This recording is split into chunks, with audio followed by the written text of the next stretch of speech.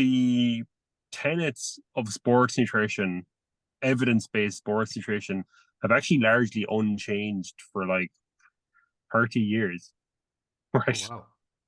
So it's not new knowledge. It's just lost in a sea of bullshit to say it's important to eat regularly.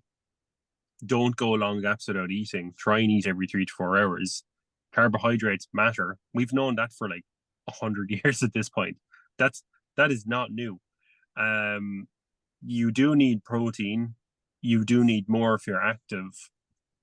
Anything other than that, it's like personal preference, what fits your lifestyle.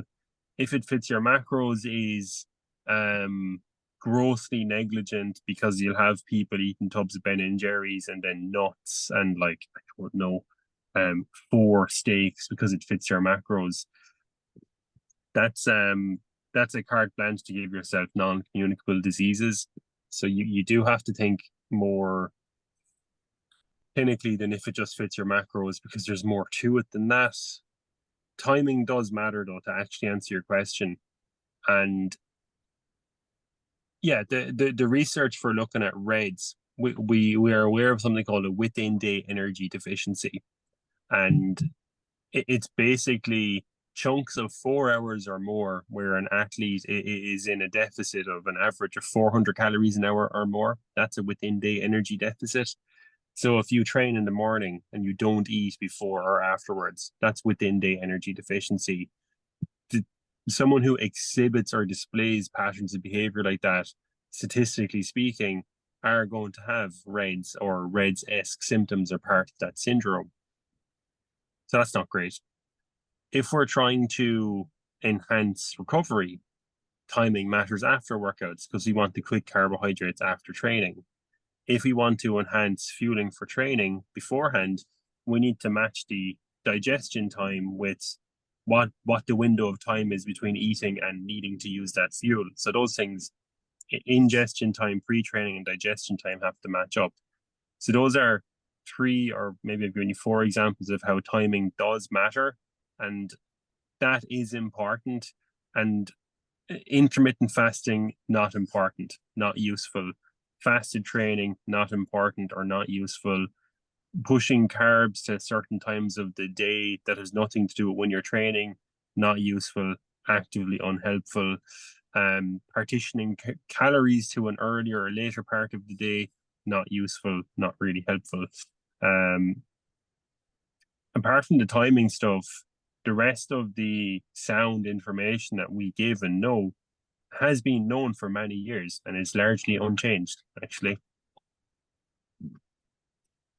So when we see all these studies, and again, we've mentioned it again on something on the podcast, is be careful who's also paid for the study. And it also comes back to the basics have been around for a long time. We're getting better at refining them, don't get me wrong. And the science is starting to work better with athletes and people like yourself working with athletes, you're starting to refine the fine percentages of what is giving them the best performance. When we're looking at a normal day for us who are going through our training, what are some key indicators in that day? Obviously, just eating regularly, but what are the basic 5 steps that people can take away in this for the remaining 8 weeks to just give them a good chance of understanding fueling, I suppose, over the next 8 weeks into the marathon? Very difficult because it's very broad and it's individual, but what are the key steps people should look for in terms of it? Don't skip breakfast. That's a bad idea. I think if you're going training, bring something for after training, like a sugary thing. Chocolate milk works, bananas work, square bars work. That's good. An easy way to improve recovery is having something like a carb hit before you go to bed. It improves glycogen availability overnight. So that would be something I would look at. As we kind of lead into autumn time, upper respiratory tract infections and connective tissue injuries become much more likely in those with vitamin D deficiencies. And know that the the cutoff point for what's adequate for an athlete versus a non-athlete is actually 50% higher. Athletes need roughly 50% higher vitamin D levels to be considered adequate. So vitamin D supplementation is probably a good idea and something that anyone training for Dublin 100% should start doing right now. That's 4 things. A fifth thing, one last thing.